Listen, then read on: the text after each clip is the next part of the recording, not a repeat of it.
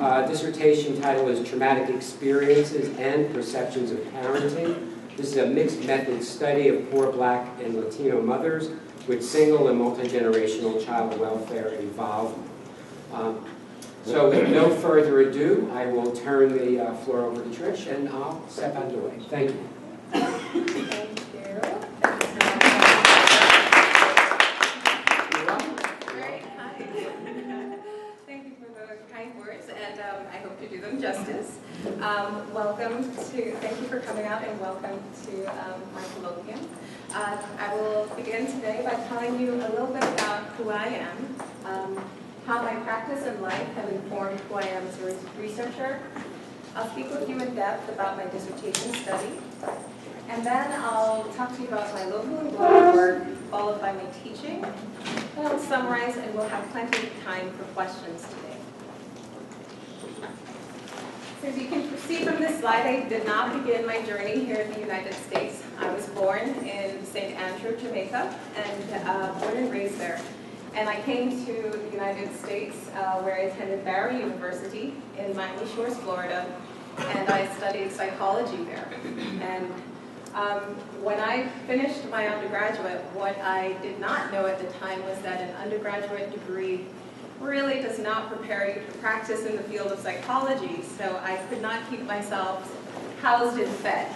And my mother said, move to New York.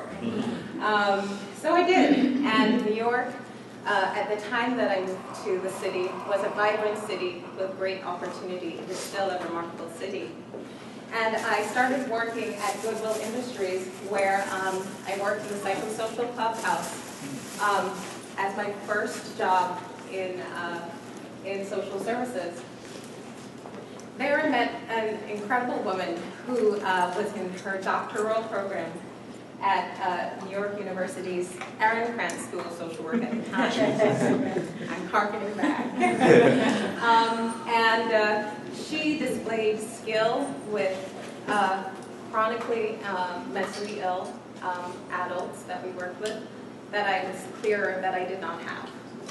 And it was watching her that encouraged me to take that step and apply to Aaron Krantz, and that's where I did my MSW. Once I finished my MSW, I went to Mount Sinai Hospital, and from there I spent about 6 years at Mount Sinai Hospital, and then I went on to do community social work. Once I finished working at Graham Windham, I returned to NYU, now the Silver School of Social Work, to pursue my PhD program, and I'm in my 5th year. And so I'll tell you a little bit about practice and life informing my research interest.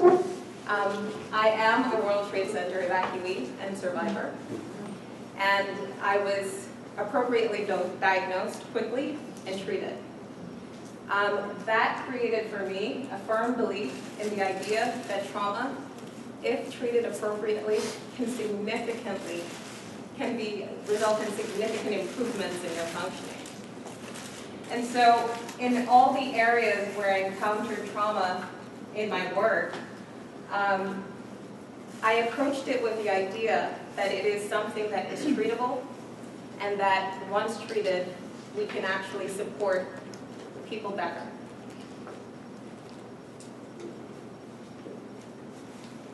My substantive areas of research and professional interest, I'm very interested in the ways in which the relationship between trauma, particularly exposure in childhood and teen years, affects adult mental health functioning. I'm very interested in the knowledge production related to mental health of African American and Black diasporic communities, looking at historical and contemporary trauma, and looking also at the intersection of systems of oppression that are part of living in a racially constructed society. In addition,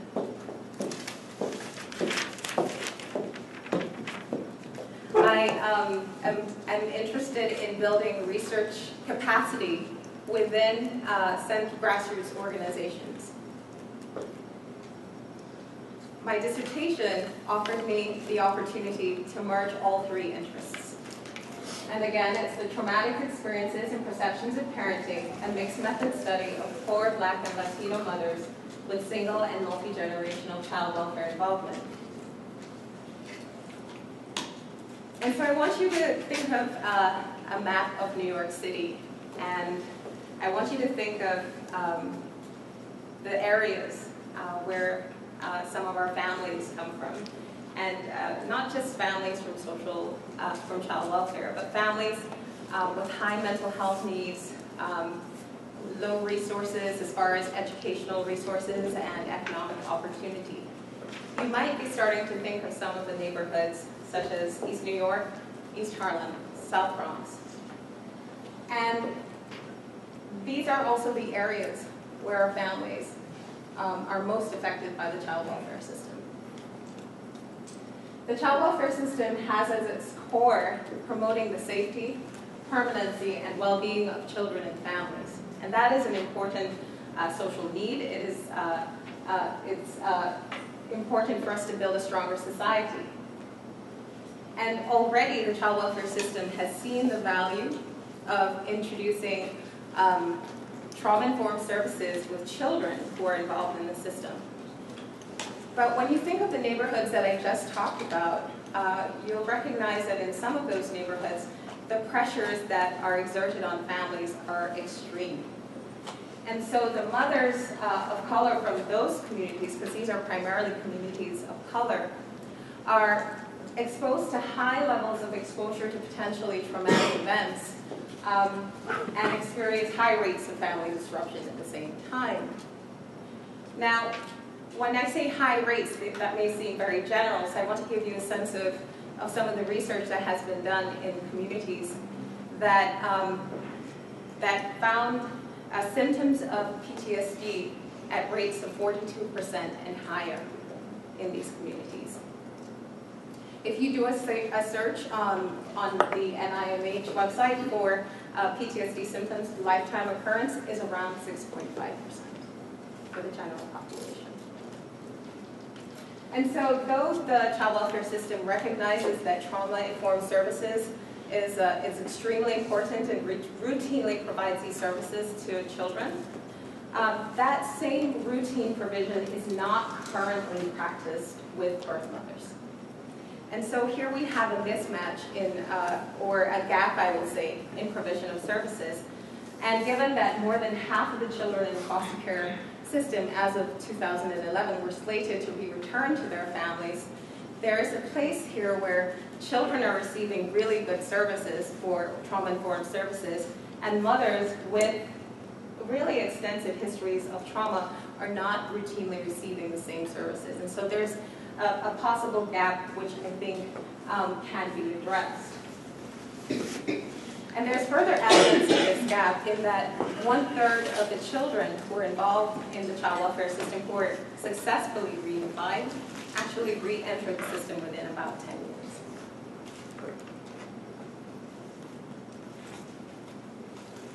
And so exposures to potentially traumatic events, and those, by that I mean events where a person feels like their life is in danger or they're at serious risk of bodily harm, or where they see that this may be happening, they hear of it happening to someone they care about, or they witness it. Exposure to these events can cause symptoms of distress. And when it came to these moms, I could not find a box to put the moms in. I actually took a leap of faith and coined the term complex and compound trauma with chronic and extreme stress. And I'll tell you more in detail in the coming slides what's assumed under that term. Parenting self-efficacy is really is the extent to which a mother feels capable in her role. But parenting efficacy is really at the center of why child welfare would become involved in a family in the first place. So I wanted to get a sense in this study about what mom's connection with parenting self-efficacy, what were her feelings, how efficacious did she feel in her role, and is this affected by her trauma? Historically, there has not been a multi-component study of trauma, And so this is an area I wanted to, I thought that my study would add to existing knowledge. So why does this matter?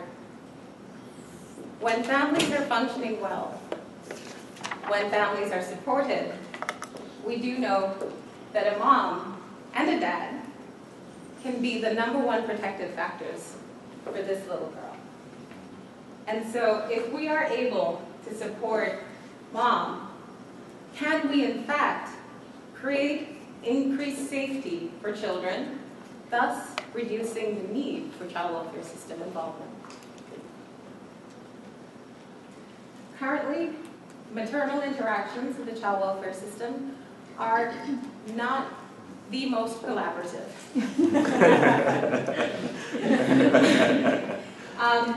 If you do a search of the literature, you'll find concerns around coercion, mistrust, tension, on both ends. And so I thought of what's the significance of actually starting to ask moms about their experience, about where they're coming from. And this idea of building collaboration, if mom could be the primary protector and could be reinforced in her role, and she has her best interest of her children at heart, can we start on a path to collaboration that would support safety and improve health for families? And if any interventions, any of this is to work, my firm belief is that the voices of mothers, their experiences, need to be present. They need to inform this. Their voices need to be heard.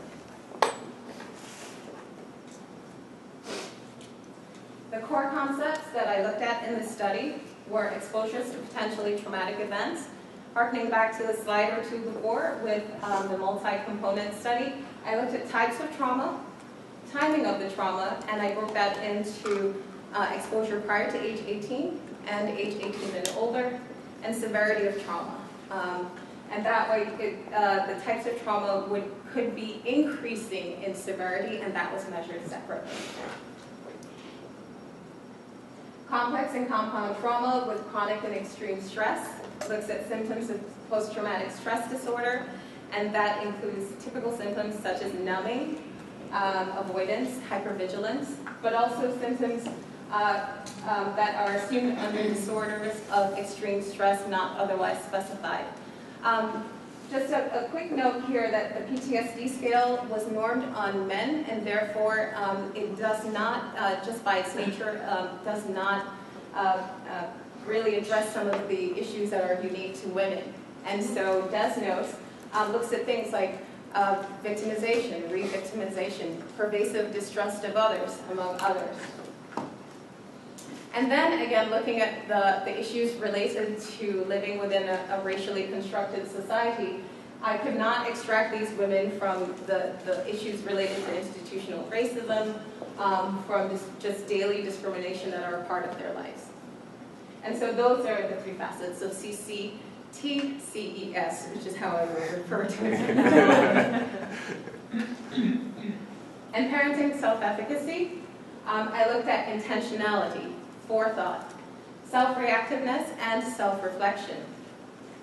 And finally, I looked at single, generational child welfare involvement, which means that mothers were involved only as adults with their children.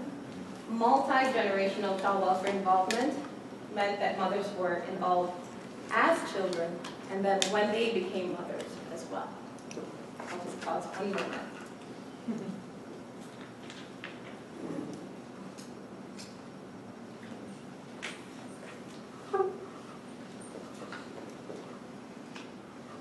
And I use the social cognitive theory as my undergirding theory that drives this conceptual model.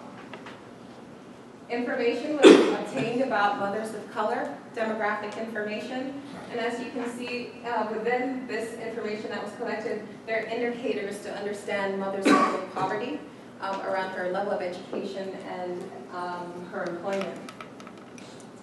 So that mother's exposure to potentially traumatic events may result in CCTCES, symptoms of CCTCES,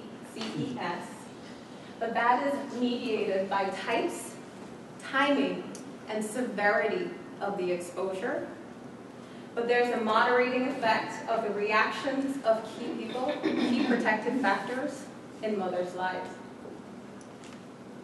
CCTCES, in turn, can affect perceptions of parenting self-efficacy and contribute to the risk of child welfare system entry or re-entry, and that mother's childhood child welfare system involvement plays a role in that relationship as well.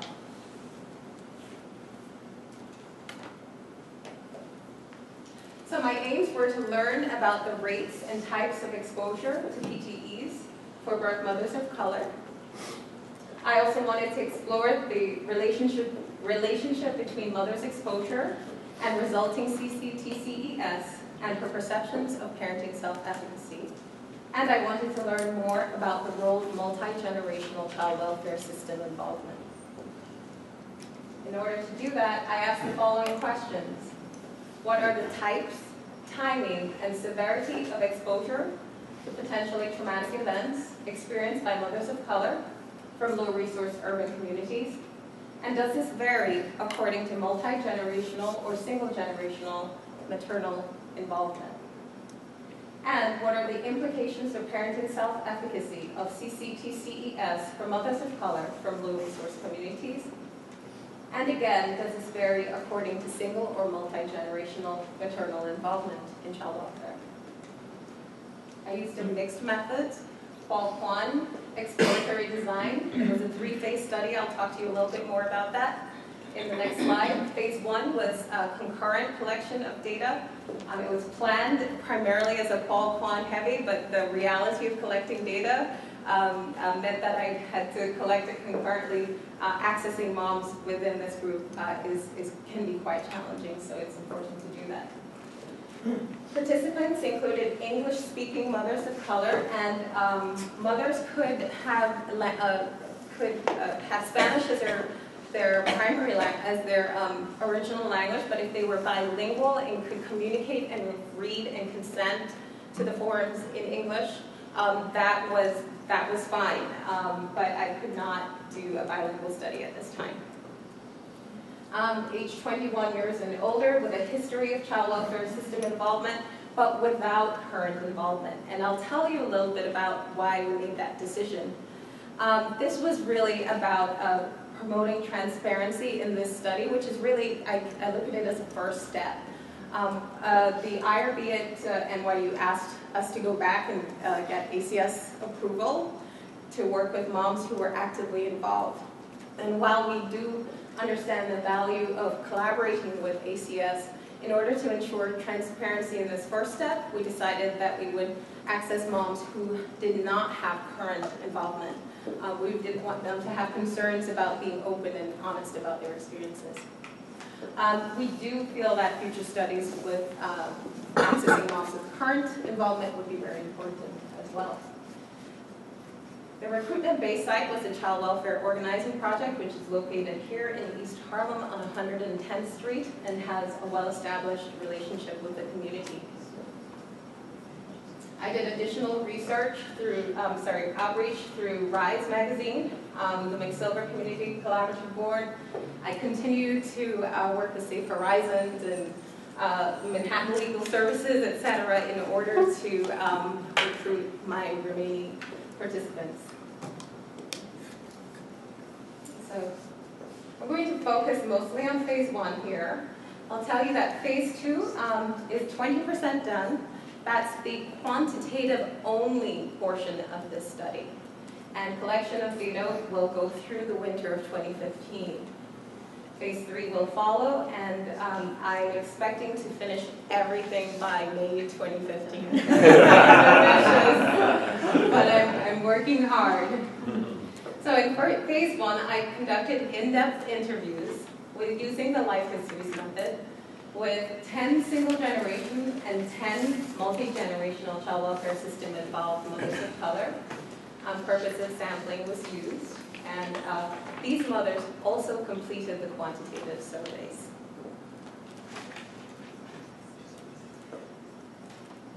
I used the Adverse Childhood Events Modified version, and I'll tell you how I modified it, to measure exposure to potentially traumatic events.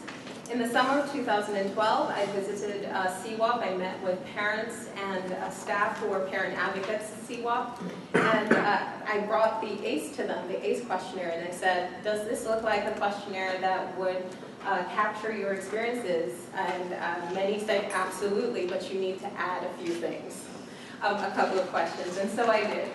I added a question around child welfare involvement in childhood, and also death of a loved one due to community violence. I've run on the items that on the responses that I have so far, the ACE-M using SPSS, I have a reliability score of about 0.89. Parenting self-efficacy was measured using Parenting Sense of Competence scale. It's a 16-item scale with pretty good reliability. And I used a 13-item semi-structured interview to explore the relationship between exposure to PTEs, CCTCES, and parenting self-efficacy.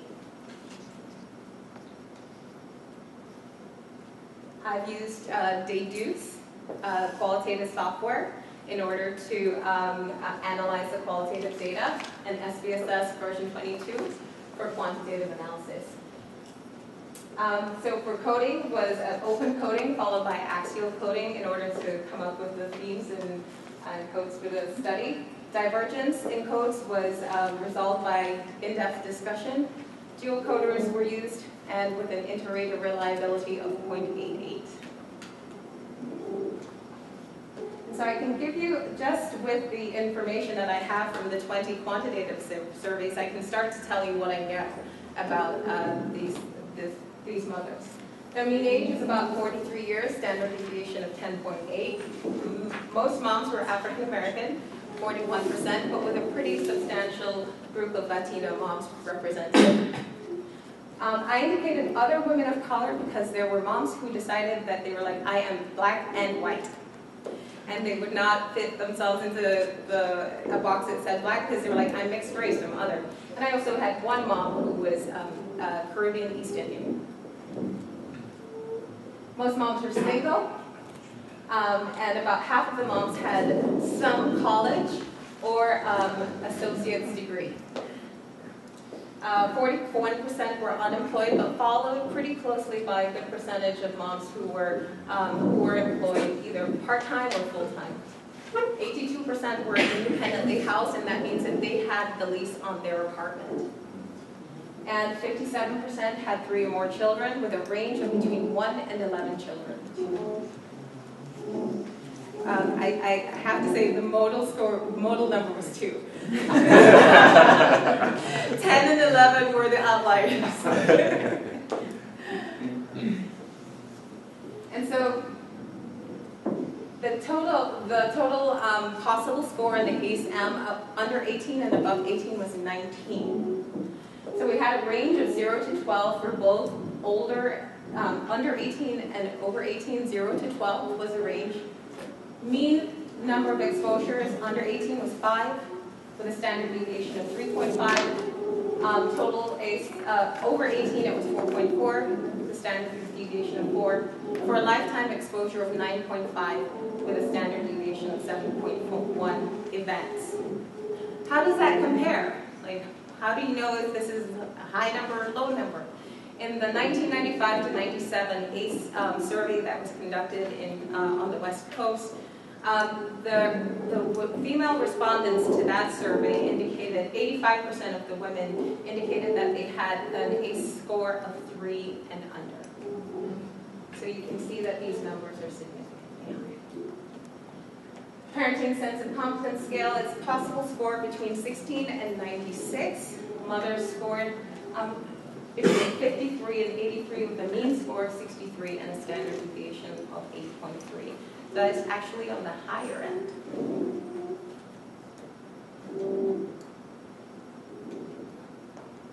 And so I go back to one of my original questions. There was evidence of abuse in moms' histories. There was physical emotional and sexual abuse, neglect, household dysfunction, which included parental mental health issues or substance abuse. In addition, these are some of the things that emerged that I had not accounted for and so will inform future studies.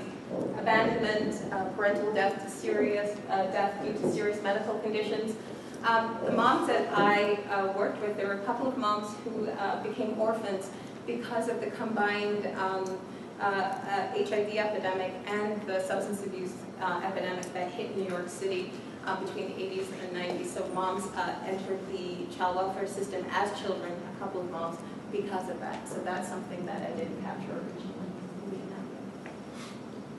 So timing, very, very early recollections of exposures, sometimes beginning at 4 years old and under. But this was pretty typical of childhoods for mothers, but as they got older, there was a slight reduction in the number of exposures. And consistent with data that exposure at earlier ages and responses of key people can affect long-term outcomes, many moms had described in the interviews that in the incidents when they disclosed and they were dismissed, they were told they were lying, or it was denied, it was like another trauma. And so that was incredibly difficult for moms. And so what are the implications of multi-generational child welfare involvement? 80% of moms with multi-generational child welfare involvement report a combined lifetime ACE score of 9 or more. That compares to 45% of moms with a single generational CWS involvement. And this was something that emerged that was really important, I thought, that for moms that were in the care of the child welfare system, traumas that occurred in the group homes and when they ran away were particularly heinous. And that was a part of what they identified was that the culture of the group home could sometimes be very different from the policy of the group home. And so cultures of group homes may included at times fighting for survival, systematic kind of victimization of younger children who were present in the homes. And that was very different from what happened when the staff was present. So they really talked about those experiences. And again, when moms ran away from group homes or foster homes, they had the combined disadvantage of youth and no protection on the streets. And again, they had some pretty severe traumas. So I'm going to present to you now some of the qualitative things, some excerpts to depict what emerged from this data. And I want to prepare you that this is a trauma study, and therefore some of what I'm about to present to you is disturbing, but it was not meant, these excerpts were not meant to shock you. They're simply representative of these women's stories. I want to prepare you that there's a woman, I've given her the pseudonym Leah. I want you to pay attention to just when her name shows up as her story is told in the excerpts as well. So there were varying types and severity of abuse occurring within families of origin under age 18.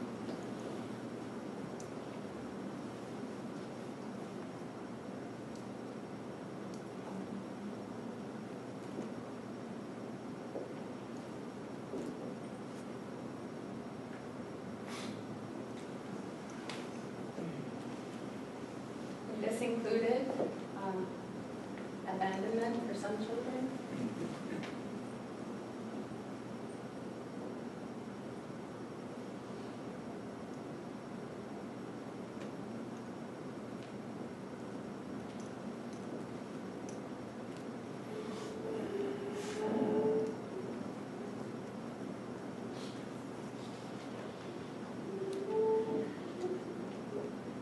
evidence of complex and compound trauma with chronic and extreme stress, describing how moms responded, oftentimes with difficulty trusting.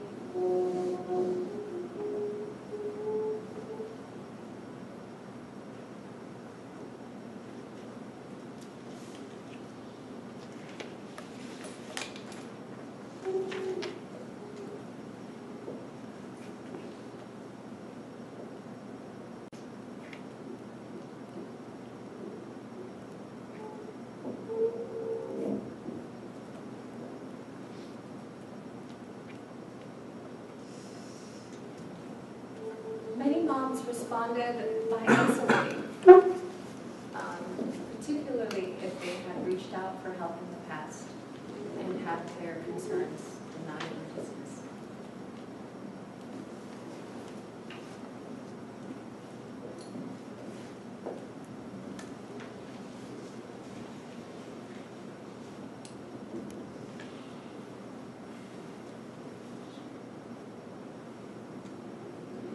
And though they had been through so much in their lives, they described removal of their children as one of the worst traumatic events of their lives.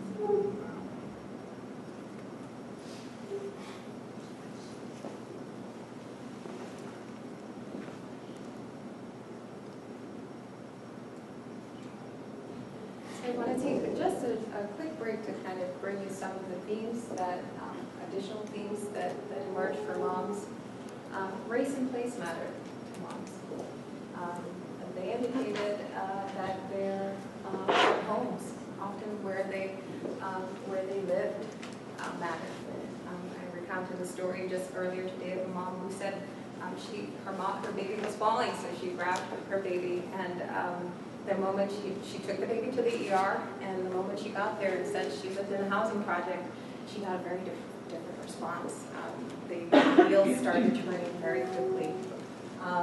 Other moms indicated that they actively felt that their communities where they were from really increased the likelihood that their children would be removed. And African American moms or Black moms who identified as Black diasporic, definitely indicated that they felt that their race mattered in the way in which they were encountered and were treated in the child welfare system. Thus far, as the information I have indicates that African American moms were more likely to lose their children than Latino moms, who oftentimes had cases that were indicated but without removal. And not surprisingly, given some of the information, some of the trauma that was described, mental health and serious substance abuse issues followed for moms. Some moms were explicit that they used substances in order to cope with how they were doing with their trauma. And again, not surprisingly, incarceration and criminal justice involvement followed quickly behind that. The criminal justice system continues to be a large provider of mental health services. And so moms who were incarcerated oftentimes were getting their first mental health services in the criminal justice system. They were also getting parenting classes in jail. So there are quite a number of supportive services actually being offered in the jail system. The majority of moms were never asked about their trauma. That was one of the questions I was very explicit about. Were you ever asked about your trauma when you encountered the child welfare system? 17 of 20 said no. But what is hopeful is that one of my younger participants indicated yes. She said, yes, I was explicitly asked about my trauma. So my hope is that that means that the table is actually turning. The quiet angels that surfaced from this study were counselors at substance abuse programs, were often the ones who assisted moms in facing their trauma. I think there may be a peer effect here that moms refer to, that oftentimes counselors would share their own history of trauma and their own history of recovery, and that gave moms hope and some confidence that they too could begin to take this journey. And there was a deep capacity for empathy and compassion towards other mothers that really permeated these interviews. So we get into this idea of parenting self-efficacy, and you can see here that for moms, this was where the interviews turned hopeful. Moms were driven when they had, the intent was there, the forethought, when they were moved to action, that self-reactiveness, they were determined to get their kids back.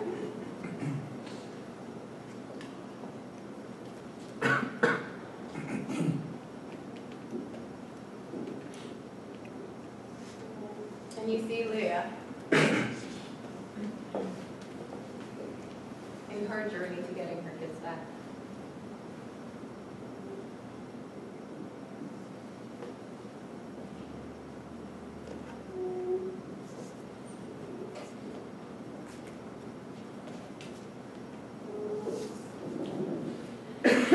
The empathy and resilience that was demonstrated by these mothers was remarkable. This young lady had an ACE score of 20, and one of the most, a combined ACE score of 20, and one of the most dramatic stories I've heard. But she was determined that she would tell her story again and again if it would help someone else.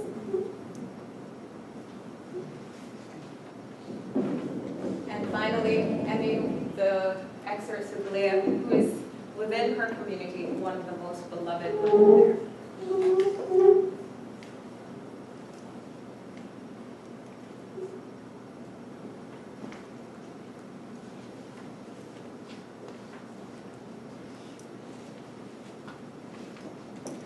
And so I think that this study adds to a small but growing body of literature, really that gives primacy to understanding trauma in birth moms and birth parents. There's another study that was done out of NYU Medical, Safe Horizons, and blanking on the last collaborator, and ACS with Chemtov et al. That looks at trauma with preventive services with moms. There's also some work out of Shackman Hall that looks at moms with Smith-Gall et al. So I think this really does start to add to that body of knowledge. And the results potentially contribute to this idea around policy changes, around the incorporation of trauma-informed services for birth moms. And it forefronted the phenomenological experiences of a marginalized group. These moms still experience high stigma within their communities and outside of their communities. So getting back to this idea that trauma, in some ways, if you receive appropriate treatment, you can make gains, you can make improvements in overall functioning. And the idea that for these moms specifically, that functioning could leave them as better protective factors for their children, thus reducing the need for child welfare system involvement. As with all studies, there are some limitations. The study was retrospective in nature, asking for recalls, oftentimes many years in the past. Sample size and composition limits generalization for the quantitative portion of the study. And the possibility of social desirability because of the qualitative interviews. What I did encounter was an underreporting of potentially traumatic events. And this is because for many moms, it was very difficult to commit what had happened to them on paper. But in the interviews, they did disclose oftentimes more severe traumas than they had indicated on the questionnaires. Just a quick note on that. Maybe not. In spite of these limitations, I still think that that important information was obtained and will contribute. So because doing a dissertation is not enough for a doctoral student these days, you might be asking yourself, what else have I been up to? So I'll tell you a little bit about my other projects that I'm working on. My relationship with CWOP extends for about 3 years now. We just wrapped up a family reunification study this summer, where we looked at the material and mental health needs of recently reunified families in order to support them at that critical time in the family reunification process. I oversaw all aspects of the study, contributing to the grant writing process, IRB, both for the internal NYU IRB and for the Brainy IRB that we needed to get because this was a collaborative project, and so CWOP was, they were research partners. Selection of study instruments and training the peers. So for this study, while I trained the peers, they were the ones who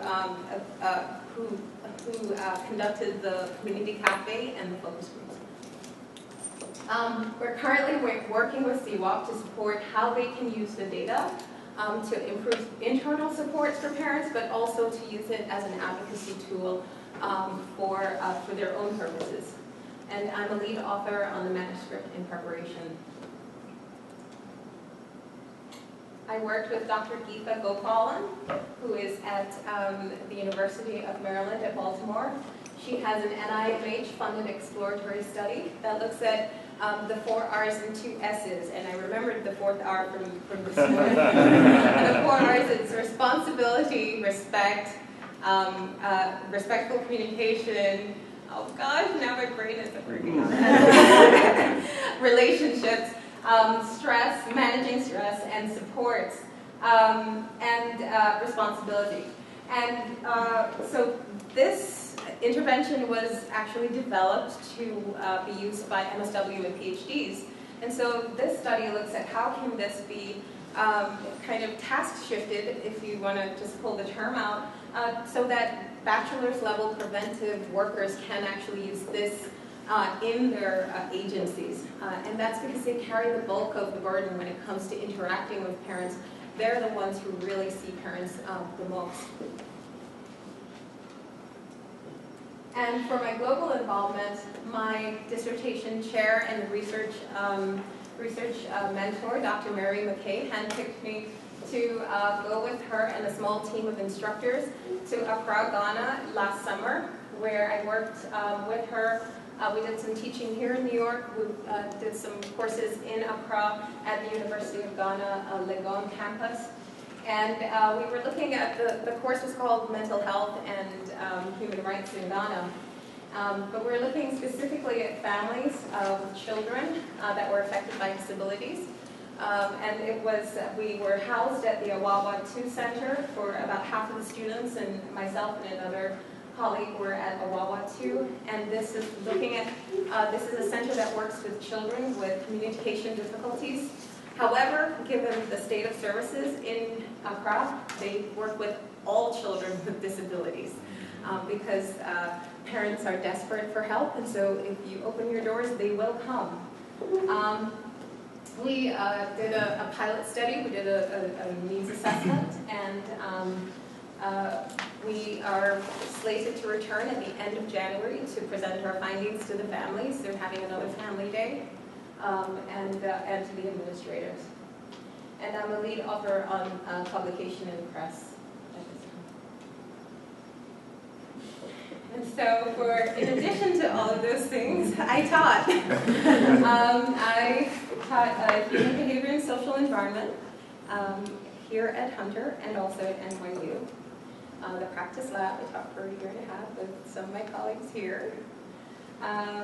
Human rights and mental health in Ghana. And so I wanted to say a couple of words about my approach. And I see value, great value in the assessment-based approach to teaching, because the realities of this world is that we need to prepare our students for licensure exams. And that's, without the license, they're pretty much restricted at this time to where they can practice. But I'm also very, my style is, in fact, incorporating assessments, but also working collaboratively within the classroom so that students can learn from me, but also from each other. Because, you know, coming and being immersed in prayer, I'm not always the expert and often not the expert.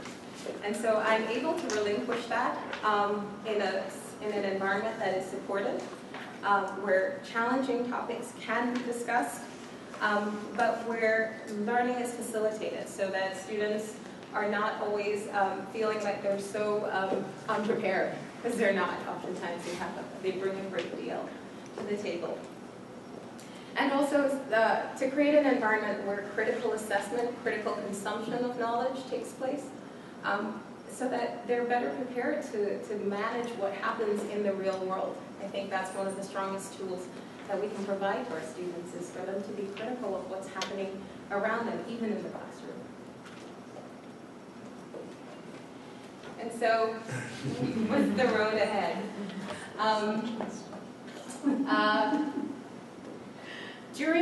While I conducted this study, there were two key areas that, two key groups of people that I did not talk to who wanted to be included. Just last week, I had someone at Mental Health Association say, monolingual Spanish?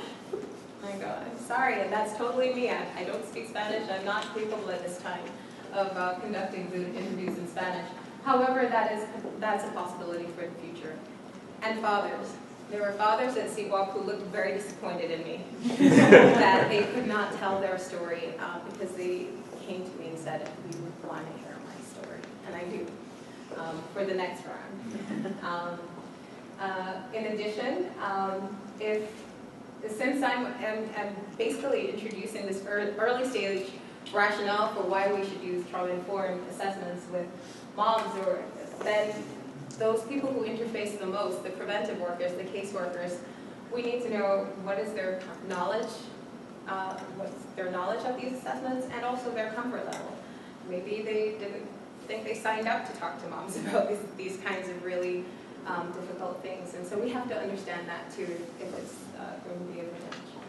And I've actually applied for the Doris Duke Foundation for Predoctoral Funding. I was not successful, but I did show initiative in trying.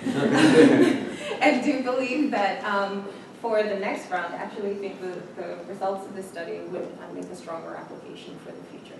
And there are other streams that I have looked at as well. So I've told you a bit about who I am as a practitioner and how that informed my research, and how they both inform who I am as an educator. And I hope that you learned a bit about me and about what I can bring to Hunter. I have adopted New York as my home. I've lived here for 16 years now, and so certainly would be excited to join a team that works with students, a diverse group of students here in an urban center, preparing students to work with real people. Before I close, I do want to mention that there is just incredible work, scholarship that is happening here. That I want to be a part of. There's work in child trauma, in child welfare. There are scholars here working and looking at issues related to the African American community and Black diasporic community that I'm excited to work with. So again, hopefully you can see that I'm excited about it. I need to acknowledge a few people without whom this journey would not have happened. Dr. Mary McKay, she's my research mentor, my dissertation chair, my champion, my hold my hand when I'm nervous. My committee members, Dr. Liliana Golden and Dr. Darcy Merrick. The Child Welfare Organizing Project was amazing in opening their doors to me, offering me space. Just the moms referring moms they knew in order to make this possible. And the moms who shared their stories, they shared them, they trusted me with their stories. And without their honesty and contribution, this would not have been possible. And predoctoral dissertation funding was made possible through the McSilver Institute for Poverty Policy and Research. And last but not least, I'm the first doctoral student to be awarded the CSWE SAMHSA Minority Fellowship at NYU, and I'm now an alum, a proud alum. But that opportunity really introduced me to a world that has changed my doctoral experience, and it's led to several collaborations, including conference presentations and a paper on historical trauma in the African American community and healing that is currently in preparation. That was an incredible experience. So thank you so much, and we have plenty of time for questions.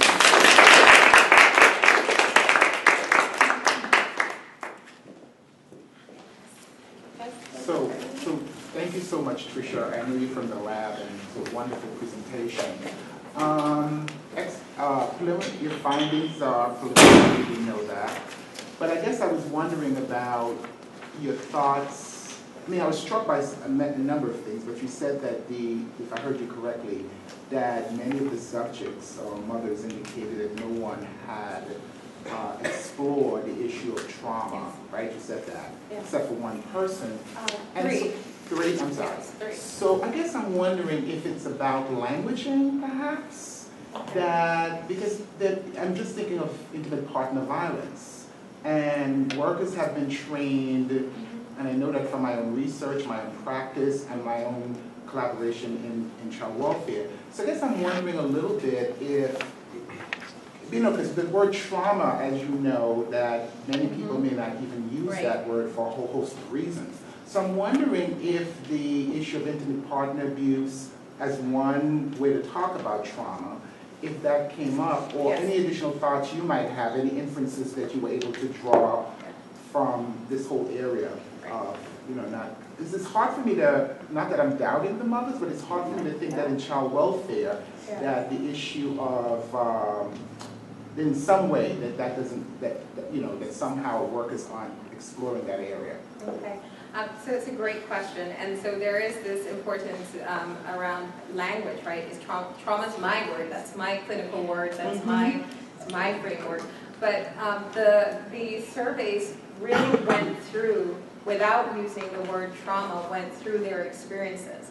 So when I asked them the question, I said, or any of the things that we have talked about here today. Okay.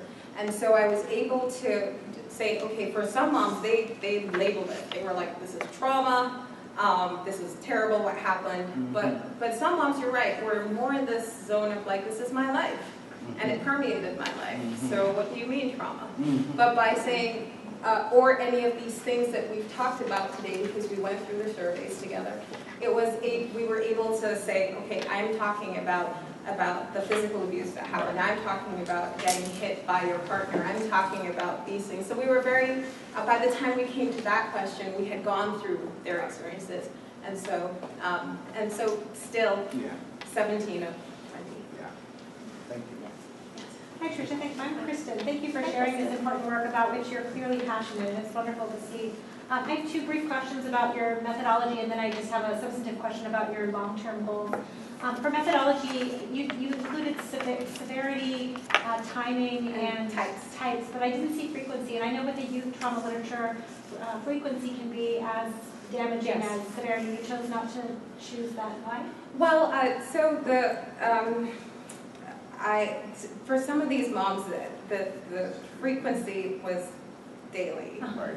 And so during the interviews, I was able to capture a sense of how frequent, but the severity of some of these situations was that I think that it was permeating their life. Sure. And yes. And then secondly, did I hear you correctly that you chose to use a PTSD assessment tool that had been normed on men? And if so, what was that decision? Well, the symptomatology that was no, because it is right now trauma.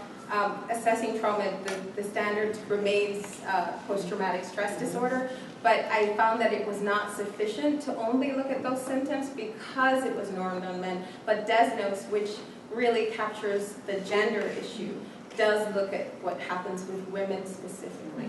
Yeah, thank you for that clarification. So my question is, I'm very interested in post-traumatic growth and resiliency, in particular among the youth population, and your conceptual model is set up such that you're looking at people who were exposed to potentially traumatic events and then went on to be diagnosed, I assume, with CES? To exhibit symptoms of CCT. Okay, so I'm curious about those who, and again, this isn't part of your model or your study, but perhaps as a next step, those who are exposed to potentially traumatic events and do not go on to... Absolutely. And in your conceptual model now, you have the presence of social supports, you called it something else, but mothers influencing support. Important people in mom's life. So protective factors, people who she would have turned to for help. Yeah, as a potential moderator. Yes, So I didn't see other moderators, but I'm curious in your own kind of study of this population, are you beginning to see mothers being exposed to PTEs but not developing symptoms of your, again, PTSD and others?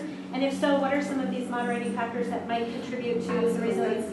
That's a great question. So one of the moms that her only exposure was divorced parents. And I would venture to say that she was probably the most high-functioning mom that we had. And she had housing stability. She had economic stability throughout her childhood. There was a complete absence of any other form of abuse. She had a contentious relationship with mom, but that was really, those are some of the protective factors that she experienced. I think because of the women I was specifically trying to reach, that I don't have enough of an end. I don't have enough to start answering some of those questions, because the moms I was interested in talking to are the ones that were carrying the heaviest burden. And so, but I think it's a great observation. And yes, not everyone who's exposed to a potentially traumatic event will develop any kind of symptom of CCT, CES, yes. Thank you. It's a kind of related question to the mom, Tricia. I'm Andrea. Talk to Angela.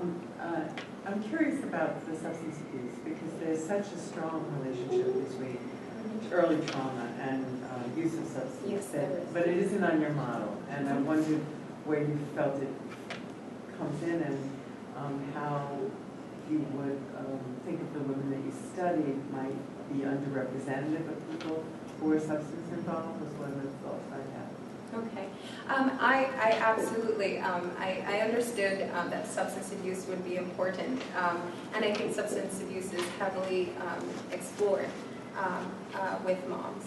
And what I wanted to talk specifically about was that step before the substance abuse. I wanted to bring light to that experience, because the substance abuse is indisputable, because the moms are not trying to get away from it. They're open about what happened and what they did to cope with their trauma. But what I wanted to focus the light on was that first step. What happened that led to this? And that was where there was more need for information, I felt. And that's why that became the focus of the study. Thank you very much for your presentation. I appreciate it very much. I have a couple of questions about methodology. Yes. So would you say a little more about why you chose CWAP and the effects of having chosen CWAP and how that may affect the results of your study? Also, in tandem with that, could you say a little more about why you excluded women who were non-Spanish speaking, or non-English speaking, I'm sorry. Why you said a little bit, could you say a little more on the effects of that? As a doctoral candidate with a single researcher, I do not speak Spanish, and I did not have enough supports to provide Spanish language capability on this study. And that is why I think it's an important next step. Absolutely, the need is great, and so that's indisputed as well. And why did I choose CWAP? And the effects of having chosen CWAP on your study. Absolutely.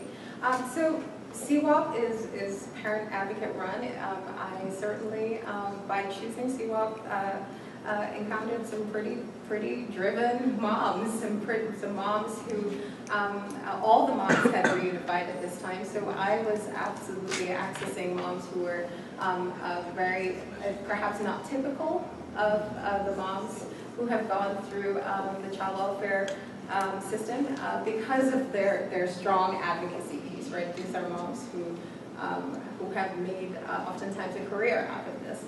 But I thought that really by accessing this group, CWAP is deeply rooted in the community, and that was one of the huge benefits I thought of working with them. To be able to access the network of moms that oftentimes do not disclose to people in their lives, or who are trying to avoid this part of their lives. And so because purposive sampling methods were needed, I needed to go to people who could be considered key informants. And so I was able to access people who were deeply connected in the community through CWAP, and that was one of the advantages. And they also had relationships with other organizations that they were able to connect me with, in addition to other avenues of doing recruitment as well. Hi. Sorry. Hi, I'm Holly Katz. I really enjoyed your talk. Thanks. So I'm assuming you just mentioned that all of these women have reunified reunify with their Yes. kids. So I'm Yes. assuming the majority of them have been through child welfare courts in the process of reunifying. Yes. And so my experience with child welfare courts and the judges who run them is that sometimes judges recommend parents, mothers and fathers, complete individual or group psychotherapy. Yes, and treatment. yes, that's correct. So I didn't see that in here. Yes, I'm assuming that some of them have received yes. some treatment of some form. And if they Absolutely. have, if those accounts have differed from those who haven't received any type of treatment. Because I believe that trauma treatment can be very effective. Absolutely, that was great. That's a great point. Ongoing mental health treatment was not atypical for many of the moms. And it's a great point. I'm so glad you brought that up, because during the study of the 20 moms, I was able to sit with them and make referrals for 6 who immediately entered treatment. Because using the language that's appropriate to trauma, that says that trauma, you start identifying the symptoms and moms go, wait a minute, that's not just me, there's something that actually looks like this. They became hopeful and they were asking for help. And so they responded very quickly. Northside Center, which is very close to CWAP, became an amazing recipient.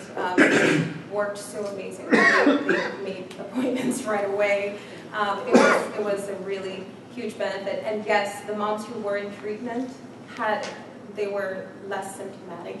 There were moms who these were emotional interviews. There were moms who were very emotional about this, but many of those moms went directly into referrals for treatment. So yeah, that's a great question. I guess following up on that, so are you saying that most of them didn't receive therapy though through their child welfare involvement? No. They didn't. Did not. And then, But some had. Some, that became a part of their treatment plan for some moms. okay. Yes. So what would your recommendation be for changing child welfare policy and practice? And at what point from referral to case, because not all referrals end up being opened, so where would you see the trauma screening happening? Yes. And where would you like to see services delivered? Absolutely. And so that's a great question, because when I say trauma screening, we're working towards this integrated model where screening sometimes can be something as simple as 4 questions long, and sometimes it can be incorporated throughout your current practice to ensure that it actually is sustainable. And so I think for some of the moms answered your question just now that you're asking me, they said, I wish someone had asked me, about what was happening with me. I need someone to talk to. And so being able to, I think for many moms, when I started my opening question, the interview flowed very naturally from there. And that was because I came in with a willingness. I asked them, I said, are there any characteristics about this interview with me that impacted how you felt comfortable, your comfort level talking about this? You said, you asked me, you were willing to listen. And so the trauma-informed services is also an approach to treatment that says that understanding that trauma permeates many of the communities that we work with at such a high level that it's almost in some ways that you should understand that this is a real possibility for the person coming in.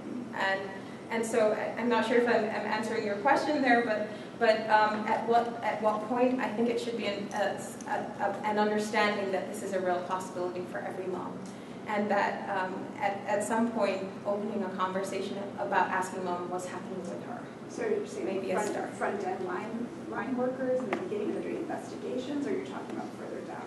I think for those cases that are indicated but not removed from the home, there's still need for support. So still asking mom, what do you need so this doesn't happen again? That was one of the questions I asked. How do you plan to retain custody of your kids? And for many moms, that included managing their stress, which included their mental health care. And so that is another way to, even at that level, to approach this with a supportive, collaborative kind of approach. Thank you. Yes. Thank you so much for your presentation.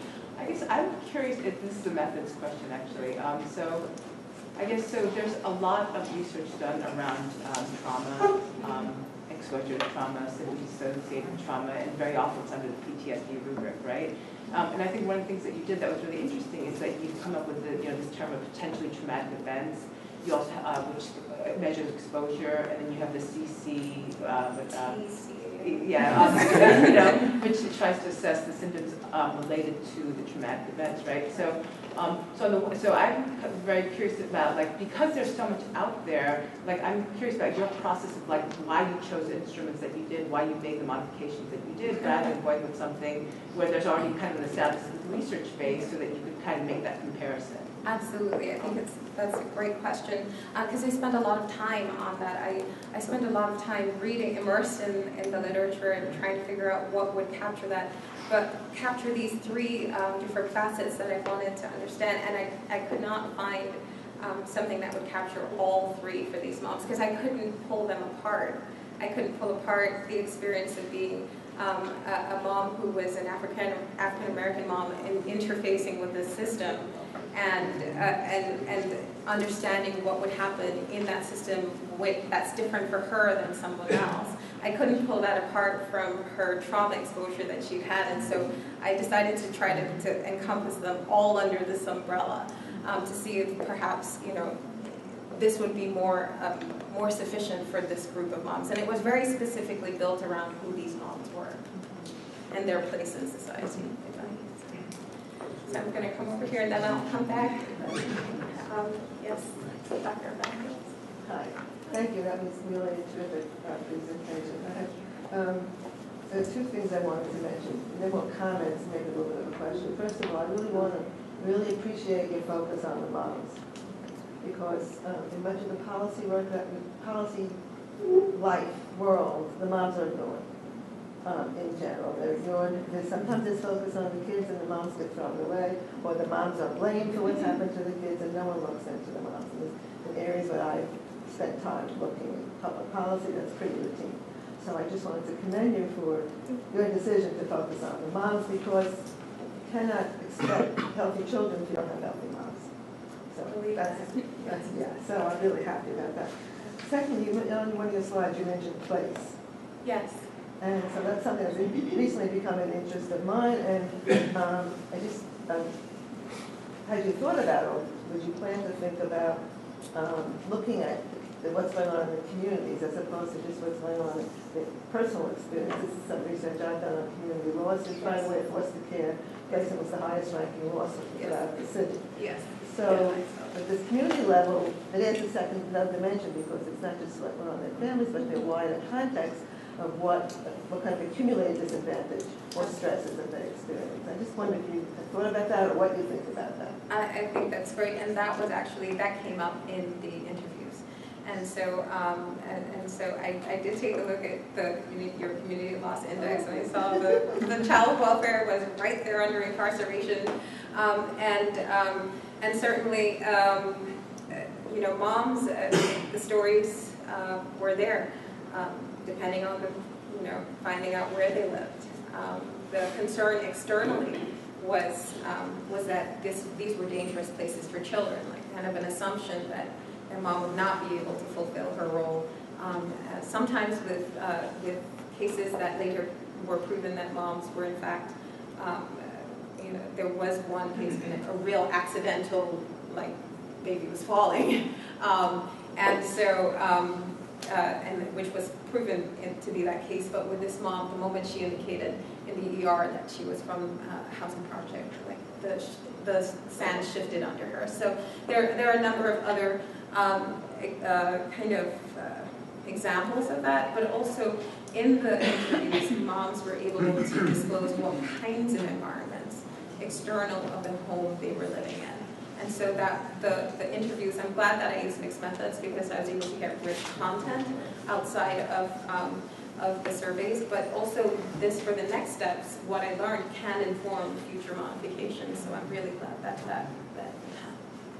Yes. This might build on Mimi's comment, but I was curious about your use of social cognitive theory, particularly in the context of your recognition so deeply in different dimensions of the study of more sort of, ecological factors beyond the individual. It's a very individualistic theory. Yes. So have you thought about other theory that might be useful for you in organizing everything from the questions you ask next to the way you approach analysis?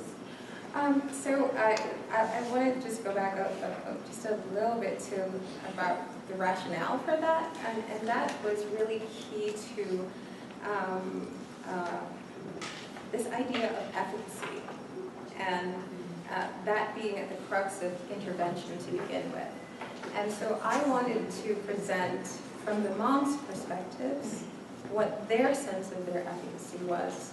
And one of the key things that I learned thus far was, though it may not appear on the outside that moms were making strategic and effective decisions for their children, based on their experiences, several moms were very, very directed in their decision-making around protecting their children from some of the traumas that they had experienced. And so that was one of the results that I was very glad that I chose this rather individual theory, because there are concerns, I think, with parenting efficacy around who these moms are and are they capable. Yeah. And so to be able to inform with this data that, in fact, moms were making decisions very specifically around who they could allow in their home, whether, for some it would say you're being overprotected, you're doing all of these things, but for her it made sense. You don't make this decision if you want to protect your child from these things. And so around the use of that theory, I think it does contribute in this on the level of the individual mom, that gives her more of a sense of she does have something to contribute, and she does have something to she can actually be efficacious in her role. And then, so just stepping back from that and thinking about next steps, certainly I have used a historical trauma theory in the past, and just looking at the ways in which historical trauma, but also I incorporate contemporary trauma, affects at the psychological, economic, and social level.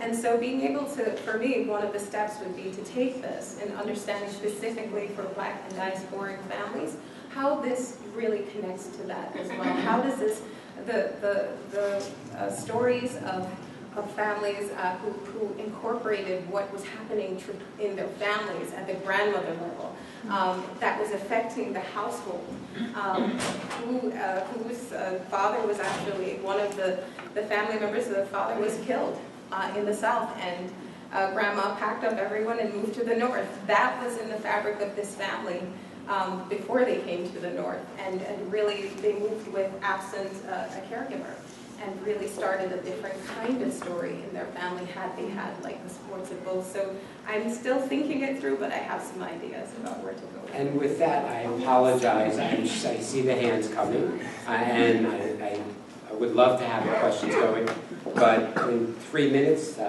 Tricia needs to be upstairs meeting with the P&B. Some of the members are sitting here. So again, Tricia, thank you very much. Thank you. You can see by the questions.